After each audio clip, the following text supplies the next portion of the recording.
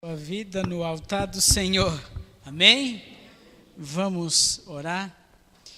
Senhor nosso Deus, estamos muito felizes porque o Senhor nos trouxe aqui essa noite. Queremos agradecer ao Senhor por essa oportunidade. Ao abrir a sua palavra, que o Senhor venha falar a cada coração aqui presente essa noite. Obrigado, Senhor, porque o cansaço não nos impediu de estar aqui. Louvado seja o Senhor por isso, é em nome de Jesus que nós oramos. Amém. Muito bem, meu irmão, abra sua Bíblia no livro de Atos. Você que está com a sua Bíblia, por favor, abra no livro de Atos, no capítulo 20. Vamos fazer a introdução usando um texto que esse homem teve a ousadia, a autoridade para falar essas palavras. Atos capítulo 20, verso 24. Hoje nós vamos estar falando um pouco sobre o que é discipulado. E eu acredito que nessa escola nós precisamos entender o que é ser discipulado. Então Paulo, aqui em Atos 20, 24, diz assim, 20 e 24. A tecnologia está ali, olha que benção. E eu vou até olhar para cá, olha lá. Mas eu, Paulo, não dou valor à minha própria vida. O importante é que eu complete minha missão e termine o trabalho que o Senhor Jesus me deu para fazer. E a missão é esta: anunciar a boa notícia da graça de Deus. Wellington, eu sei que você é um jovem muito inteligente, então eu vou começar por você. Vamos fazer uma dinâmica? Pode ser? Pode. Resuma em poucas palavras o que é discipulado. Eu acho que eu não te peguei assim de né? Vá pensando aí que vai chegando aí, tá? Muito bem. Ensinar e guiar no caminho. Muito bem. O que os irmãos acham do que é discipulado? O jovem desbravador, que tem o voto, né? Está ali o diretor. Tem o voto aí, guiar no serviço. Mas, fora do que o irmão falou aqui, para você, o que é discipulado? Lembre-se da escola sabatina, não precisa ter vergonha. Discipulado, o que é discipulado? Então, fale fora do que ele já falou.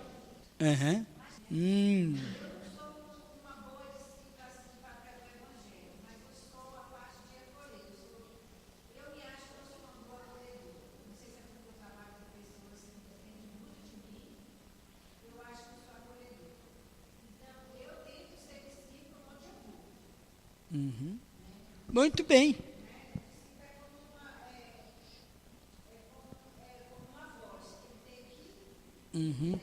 Em frente. Mas alguém tem uma definição aí do que é discipulado? Ou você é um discipulado? Ninguém? Ok. Irmãos, olha, depois nós vamos tentar aqui interpretar o que Paulo está querendo dizer. Hoje, durante esses 20 anos que eu estou na igreja, eu fico muito feliz. A maioria dos meus filhos na fé, eles estão na igreja. Primeiro comecei com a Caliana. Gente, depois de tudo aquilo que a Caliana passou, e você sentiu isso também, eu senti, foi triste, foi muito triste, todos nós. Mas eu senti, pelo lado, feliz por ela ser minha filha na fé. Se manteve firme. Aqui na Palmeira das Bermudas, aqui no IP, foi meu primeiro estudo. Hoje, quando eu olho para o Nelson, vejo o Nelson aí firme, está ali. Né? Mário também é meu filho, está ali. A Caliana está ali, a Nice. Aliás, a Bárbara, olha, viu como está aqui, viu? A Bárbara. E tem outros por aí que, e recentemente, o pai da Bia, oi? Edmilson. O Marcão, eu só tenho uma partezinha, porque eu acho que eu fui lá 2 ou foi 3 vezes só com o Hermes, não foi? Mas tem uma partezinha. A minha maior preocupação, tem o Luciano, está aí, na luta da vida, mas está aí. A minha maior preocupação, irmão, é essa daqui. E aí você vai entender o que é discipulado. Não existe, dentro do contexto bíblico, um discípulo sem discipulado. Não tem como isso. Um exemplo disso está de Paulo aqui. Lembra de Timóteo? Quem era Timóteo? Quando você estuda o livro de Atos, Timóteo era um jovem. E o interessante e ele era filhinho da fé de Paulo. Você percebe que todas as cartas de Paulo eram motivadoras para os seus filhos não saírem dos caminhos. Quem foi Jesus? Um discipulador. E aqui, irmão, está o problema nosso hoje. Você sabia qual é a tua função?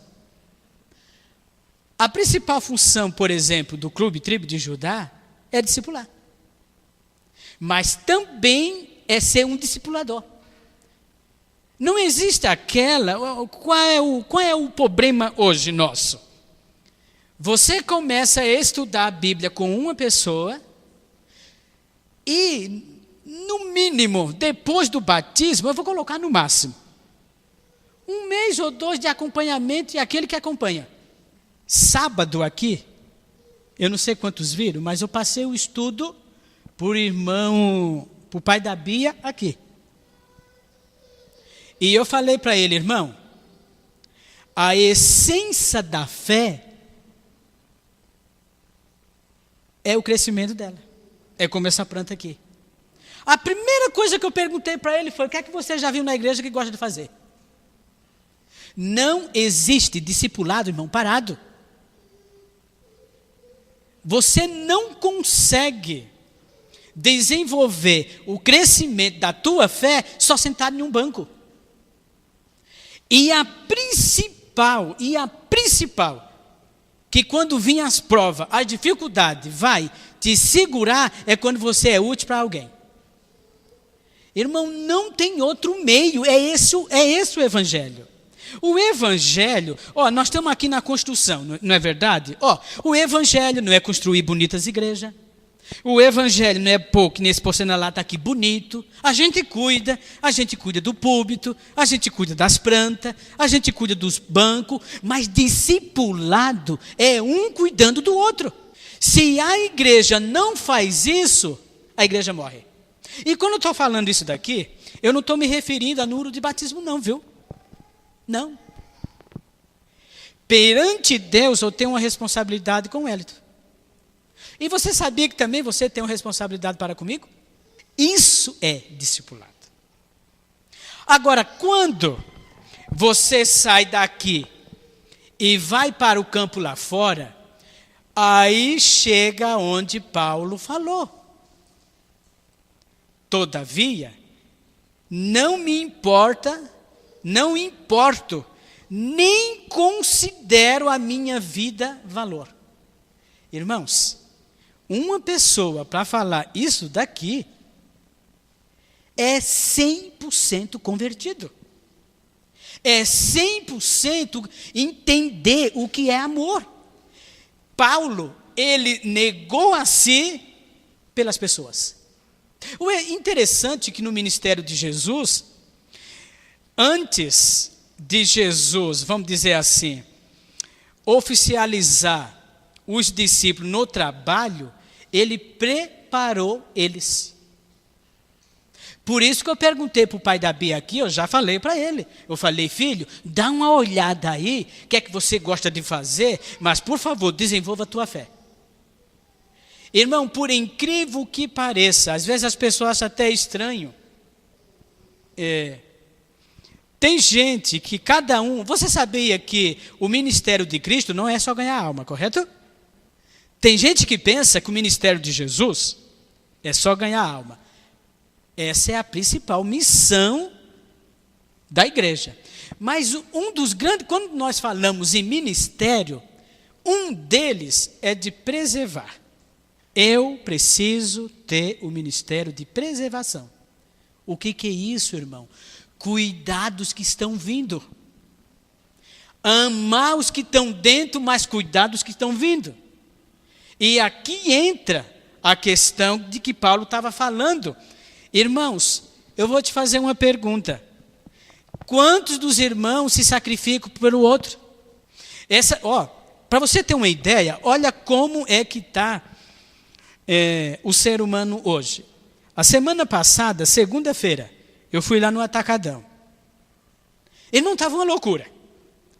E vai faltar isso, vai faltar aquilo, vai faltar aquilo, vai faltar aquilo outro, e vai faltar aquilo. Estava lá na fila, todo mundo comprou. Não, eu tenho que levar isso daqui, eu tenho que levar aquilo daqui, eu tenho que levar aquilo daqui. Aí uma senhora, eu acredito que ela tinha em torno dos 70 anos, não sei se é evangélica, mas o que ela falou para mim é um ministério. Porque ela falou assim, interessante, ela olhou para mim, né? Interessante que as pessoas não pensam na outra. Eu tenho que levar isso daqui, mas não percebe que pode o outro lá não ter. Não, eu tenho que ter. Eu tenho que encher meu armário. Eu tenho que não sei o quê. Irmãos, não pensar no outro. Diferente de Paulo. Paulo, ele se negou tanto por amor ao evangelho como para testemunhar. Como é que você testemunha? Isso que eu estou fazendo aqui, para mim, é uma das formas mais fáceis de testemunhar. Mas não é essa que Cristo quer. Discipulado, irmãos, é sentir o que o outro está sentindo. É você se colocar no lugar da outra pessoa. Enquanto eu e você não se colocar no lugar de outra pessoa, me desculpa, o cristianismo está longe. Não existe discípulo ou discipulado sem um para com o outro. Isso é discipulado. É pessoa cuidando de pessoa. Não existe discipulado fora desse ciclo. Para mim, não. É um cuidando do outro. E Paulo, ele diz aqui que o ministério que Cristo confiou a ele, ele precisaria dar testemunho. Eu sei, irmãos, que a preocupação da vida, como está lá em Romanos 8, faz a gente pensar totalmente diferente. Mas se tem uma coisa que a gente tem que ser, é diferente do que o mundo pensa. Paulo, quando ele escreve lá aos Romanos, ele faz uma pergunta. Quem te separa do amor de Jesus? Quem é que nos separa de Deus? Aí ele faz uma lista. É a fome? Não. É a tribulação? Não. É a nudez? Não. É as tempestades da vida? Não. E quando você começa a ler no verso 8, lá para o verso, se não me falha a memória, no verso, eu só vou conferir aqui, abra a tua Bíblia em Romanos 8, vamos conferir, você só vai para frente um pouco aí, né? Um pouco, e no capítulo 8, no verso 18, se o irmão quiser colocar aqui, para mim é até melhor, e você gostaria de acompanhar aqui, ó, olha uma declaração do que Paulo está falando aqui, ó. Porque para mim, 8:18, porque para mim tenho por certo que o sofrimento do tempo presente não pode ser comparado com a glória a ser revelada em nós. Quando Paulo estava falando essas palavras aqui, irmão, ele tinha convicção, certeza que um dia Jesus viria. Irmãos, aquele sofrimento ali, ó, do tempo presente, acabará. Irmão, sabe o que é o problema nosso, irmão? Nós estamos vivendo só no momento. Esse é que é o problema. O que o mundo hoje está vivendo? O momento de uma crise de gasolina. O momento de uma crise que vai acabar o alimento. O momento de uma crise... Irmão, mas nós não. Paulo, ele tinha uma convicção que tudo que ele passasse era um tempo. E não tem como eu e você ser discipulado com o coração totalmente assim, inseguro. Gente, essa semana eu vi uma atitude de uma pessoa, a gente vê atitude aí fora, linda, maravilhosa. E eu acredito que não são pessoas cristãs. Lá na Praça da Sé, tinha uma senhora ia passando, e ali na Praça da Sé está cheio de buraco ali. Ela tropeçou e caiu. Você sabe quem ajudou ela? Um rapaz que ia passando, é que eu vinha distante, né? Um rapaz que vinha distante com 2 bengalas. É bengala ou moleta? Moleta. Pegou a velhinha, largou as bengalas dele para lá, as moletas, e depois que ele pegou na velhinha, foi que vieram 2 pessoas. Aí eu me aproximei. Isso é discipulado. Irmãos, não existe discipulado sem uma ação para com o outro. E ainda ontem eu conversando com uma pessoa, ela falou que sente isso no meio do povo de Deus. Agora, meu irmão, nesse mesmo capítulo, agora você vai lá para o verso, se os irmãos quiserem acompanhar, o verso 35 desse texto diz assim, olha, quem nos separará do amor de Cristo? Aí você pode fazer essas perguntas aqui, ó. Será a tribulação, ou a angústia, ou a perseguição, ou a fome, ou a nudez, ou o perigo, ou a espada? Eu vou tirar essa pergunta aqui e vou perguntar assim, por que é que você desanima na fé? Romanos 8. Se você tirasse essa pergunta aqui, ó, quem nos separará do amor de Cristo? Eu vou fazer ela um pouco diferente. Por que você fica frio na fé? Aí eu vou te dar a resposta. Falta de discipulado. Irmãos, eu falo isso, irmão, por experiência própria. A igreja não me ensinou. Não foi a igreja que me ensinou a gostar, acordar 7 horas e vir para uma escola sabatina. É que eu me sinto bem fazendo isso. Isso para mim é importante. Eu visitar, eu dar estudo bíblico, irmão, para mim, eu tô dando estudo para mim mesmo. Só quando a semana passada, a Janete foi levar o irmão Joaquim no hospital. Irmão, você só vai perceber o que é a vida, que nem hoje está com 8 dias, eu fui lá na Paulista, e eu entrei dentro daquele hospital ali, eu vi aquela cena, e é um hospital de convênio, que o Marcos paga. Cenas terríveis. Aí quando você olha tudo aquilo ali, aí você olha para si e diz, poxa vida, eu tenho que me valorizar. Conforme o tempo vai passando, não existe um crescimento espiritual na fé sem o discipulado. Isaías, eu vou pedir que o irmão coloque aí, Isaías. Se os irmãos quiserem abrir Isaías 6:8, tem um texto aqui de Charles Spurgeon, acho que é isso. Isaías 6:8, olha lá o que está escrito. Depois disto, ouvi uma voz do Senhor que dizia, a quem enviarei? E a quem há de ir por mim? Aliás, a quem há de ir por nós? E disse eu, eis-me aqui, envia-me Amém. Agora, outro texto interessante, no Salmo 96, 3. Se os irmãos quiserem acompanhar, 96, 3. Dos Salmos. Olha. Anunciei entre as nações a sua glória. Entre todos os povos as suas maravilhas. Irmão, tem um comentário aqui que diz assim, olha, isso aqui está no livro da Serva do Senhor, Atos dos Apóstolos, na página 134. Eu estou lendo uma das partes dessa página, que diz assim, ó, um Salvador divino humano era necessário para trazer salvação ao mundo. Deixa eu te fazer uma pergunta.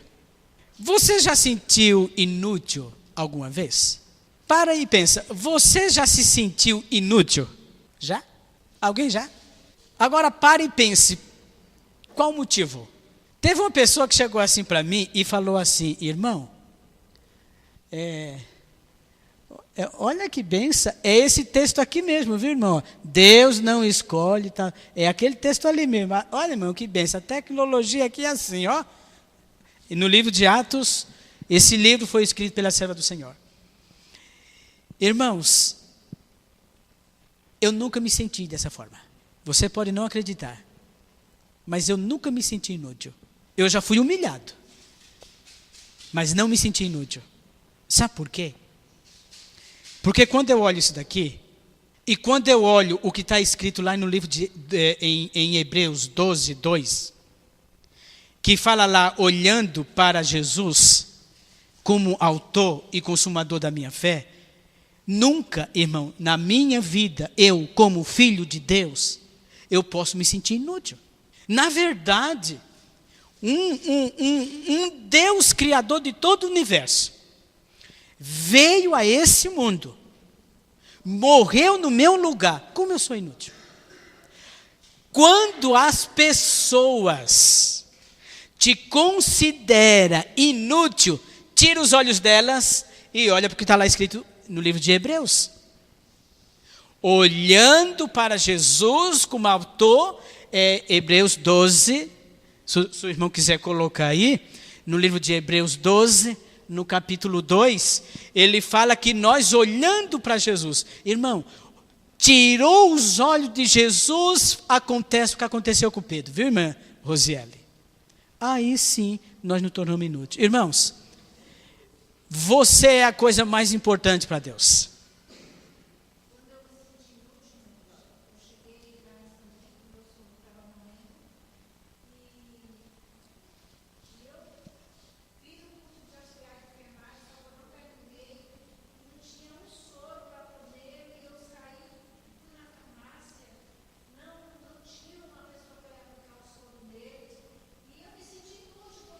Ah, entendi. Ah, nessa situação. Ah, entendi. Uhum.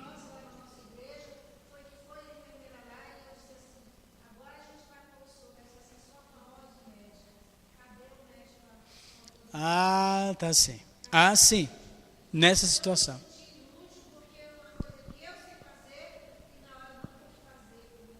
Entendi. Irmão, deixa eu te fazer algumas perguntas para nós refletirmos e ir para casa.